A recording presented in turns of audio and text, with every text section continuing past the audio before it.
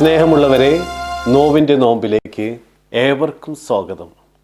ഇന്ന് നമ്മൾ വിചിന്തനം ചെയ്യുവാനായിട്ട് പോകുന്നത് കുരിശിൻ്റെ വഴിയിലെ 9ാമത്തെ സ്ഥലമാണ്. ഈശോ 3-ാം പ്രാവശ്യം വീഴുന്നു.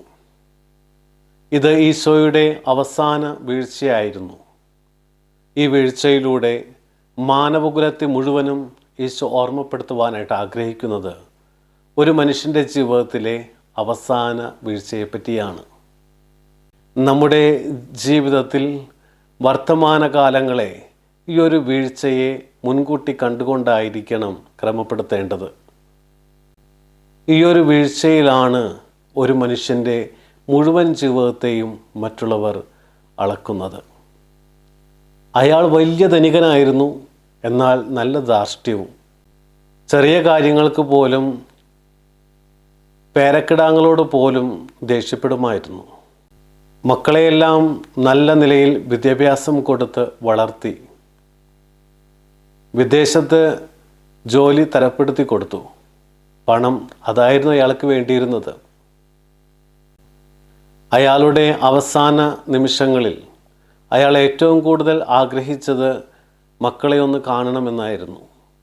എന്നാൽ പതിവ് തെറ്റാതെ മണി ഓർഡറുകൾ അദ്ദേഹത്തിൻ്റെ വീട്ടുപടിയിലെത്തി എന്നല്ലാതെ മക്കളാരും തന്നെ വിദേശത്ത് നിന്ന് അപ്പനെ കാണുവാനായിട്ട് വരാൻ തയ്യാറായില്ല.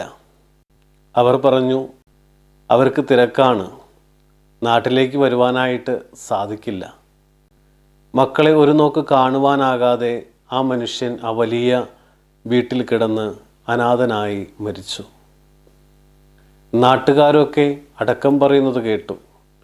ഇത്രയൊക്കെ പണവും പ്രതാപവും ഉണ്ടായിട്ട് എന്ത് കാര്യം? അവസാന സമയത്ത് മക്കൾ പോലും തിരിഞ്ഞു നോക്കിയില്ല. എൻ്റെ ജീവിതത്തിൽ എത്രയോ തവണ എൻ്റെ വർത്തമാന ദിനങ്ങളെ അവസാനത്തെ വീഴ്ചയെ ഓർക്കാതെ ക്രമപ്പെടുത്തിയിരിക്കുന്നു.